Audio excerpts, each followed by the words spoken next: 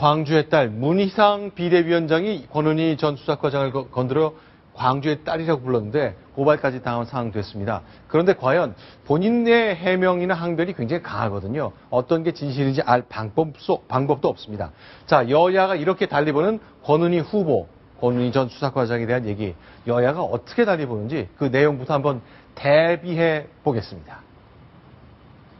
권은희 후보를 모함해서 상처내려는 세력이 만만치 않다는 것 여러분이 잘 알고 계실 것입니다. 그러나 누가 뭐래도 권은희 후보는 우리 시대의 양심이고 용기이고 정의입니다. 여러분 동의하시죠? 어제 권은희 공천에 대해서 야당 지도부는 보석 공천이다. 시대의 양심의 정의다라고 극구 지도부 내에서 칭찬했는데 제가 본 바에는 도저히 야당의 공천을 이해를 못하겠습니다. 야당 지도부가 권은희 국정 댓글 의혹 사건에 대해서 1, 2심 재판부의 판결문을 읽어보기라도 한 것인지 정말 궁금합니다.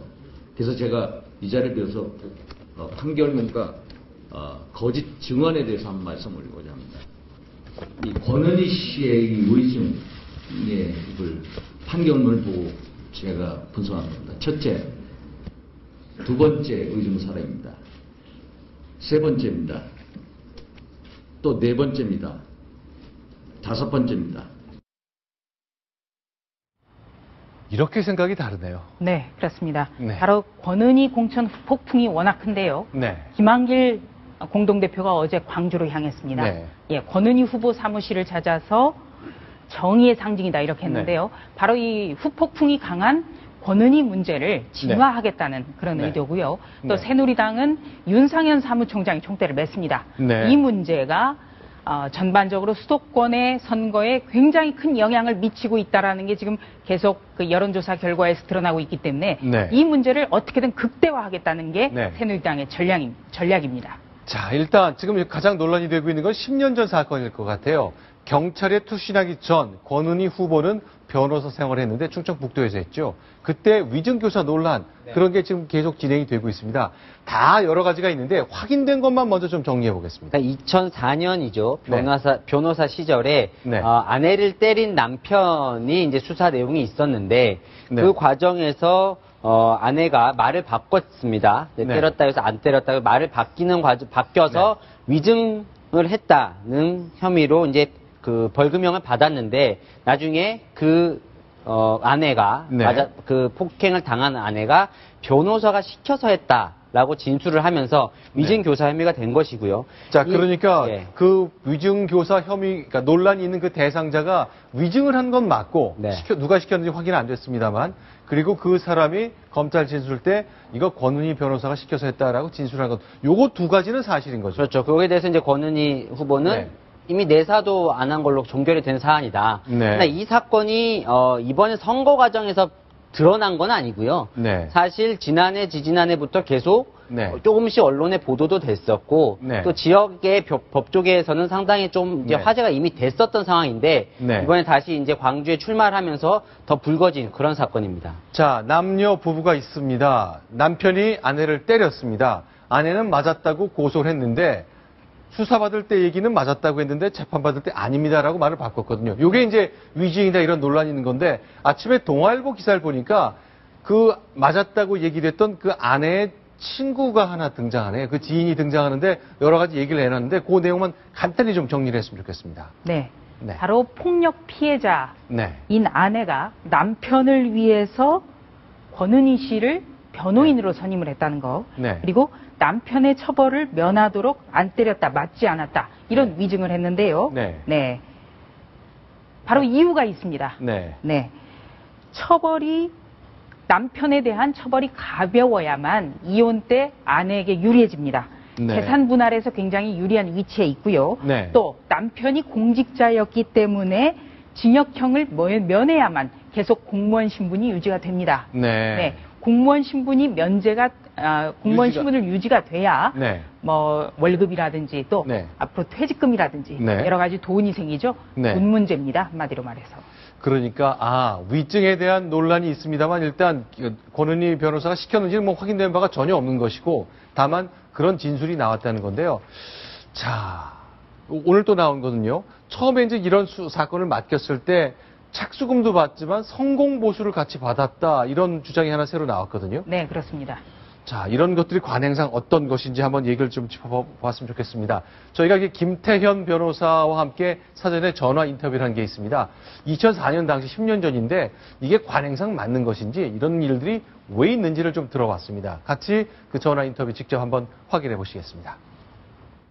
착수금이랑 성공보수 같이 받는 걸 금지했던 거는요. 그러니까 만약에 성공보수를 같이 받아놓게 되면 변호사가 사실은 실패하면 돌려줘야 되잖아요.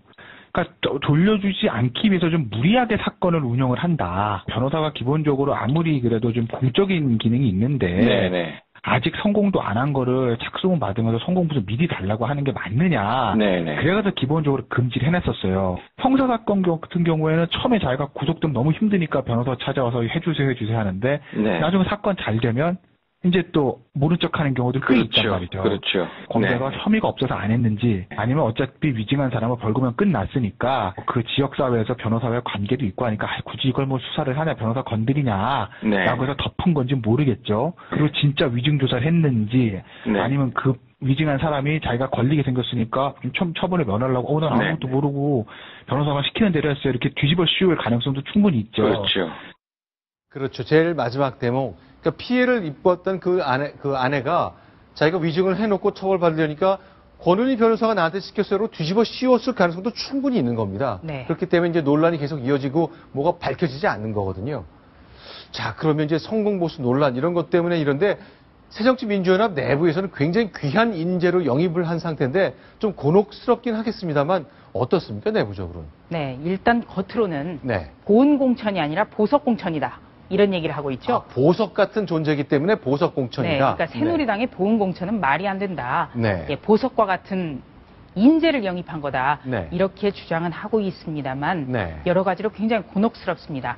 일단 재판부에서 이 권은희 전 과장의 네. 당시 수사 당시 진술을 전혀 인정을 안 했거든요. 그렇죠. 네. 그리고 또 현직 공무원에게 네. 야당에게 유리한 진술을 하면 이렇게 네. 공천이 곧 당선인 곳에다도 네. 내리꽂을 수 있다라는 네. 점으로 유인할 수 있다. 예, 이거를 보여주는 거 아니냐 이런 네. 비판을 떨칠 수가 없습니다. 근데 사실 두 가지 얘기가 다 존재하는 것 같습니다. 사실은 이제 사법고시를 보고 경찰에 투신한 40세 안팎의 여성 경찰로서 경찰 지휘부를 향해 당신들이 잘못했다고 얘기한 거 이게 쉬운 일은 아닌 것 쉬운 같은데 일은 아니죠. 일단 했다는 점에서 용기 있다고 평가를 받았던 것은 한 가지인데 네. 그렇지만 진실로 네. 예, 진실 규명, 실체적 진실을 규명하고자 했다면 네. 오히려 공천을 받기 전에 공천이 제안이 오더라도 거절을 하고 네. 법원의 판결까지 뭔가 다른 증거를 찾기 위해서 노력을 네. 해야 그것이 좀 정당화될 수 있겠습니다. 그러게요. 네. 그때 용기에 대해서는 대단히 큰 박수를 받았습니다만 사실은 판결문 내용을 보면 사실과 다른 게 많았다는 지적 때문에 약간 빛이 발했습니다만 공천을 안 받았으면 감사합니다만 전 지금 받으면 안 됩니다. 그렇죠. 왜냐하면 제 지적이 빛이 발할 수 있거든요. 그러니까 내가 더 당당해진 뒤에 결정을 하겠다. 네. 그랬다면 훨씬 더 빛날 것 같고요. 네. 저는 이번에 권은희 씨 그 전략공천 보면서 임종석 전 의원 생각을 참 많이 했었습니다. 그건 또 왜 그렇죠? 네. 대법원에서 무죄가 최근에 선고가 됐고 이번에 서울시 정무부시장으로 네. 공직에 복귀를 했습니다. 네. 그런데 2012년 총선 때 어떤 일이 있었냐면요. 네. 임종석 전 의원이 민주당의 사무총장이었습니다. 네. 그런데 당시에 어떤 비리 혐의로 네. 재판이 진행 중이었던 상황에서 네. 사무총장을 맡고 네. 또 자신의 지역구였던 서울 성동을의 공천도 받았거든요. 네. 그때 당에서 나온 얘기들이 그거였습니다. 네. 그러니까 진실로 결백하다면 재판에 사활을 걸어야 된다. 네. 재판에서 명명백백히 진실이 밝혀지고 난 뒤에 네. 명예를 당당하게 회복해야 된다. 네, 그때가 굉장히 생각이 납니다. 네. 네. 자, 지금 이제 서울시 정무부시장이 된 임종석 전 의원 관련 얘기인데 그야말로 정말 당당하다면 재판에 최선을 다하고 모든 걸 마친 이후에 정치적 모색을 해보는 게 어떻겠느냐. 바로 그때 나왔고 지금도 비슷한 논리가 적용될 수 그렇습니다. 있겠군요. 그때 당시에 임종석 전 의원은요. 네. 당내 반발이 워낙 거세서 사무총장직도 내려놓고 공천권도 반납을 했습니다. 네. 그때와 지금 권은희 전 수사과장과의 네. 상관관계를 생각해 보면 네. 새정치연합이 아무리 민주당이 새정치연합으로 당명이 바뀌었습니다만 네. 그때와는 반응이 굉장히 다른 거죠. 네, 네. 그렇군요. 자, 안철수 공동대표가 들어간 이후에 좀 달라진 선택이 가능한 것인지에 대한 기대가 굉장히 높거든요. 그런 모습을 보고 싶어하는 국민들이 많다는 점 지적해야 될 것 같습니다.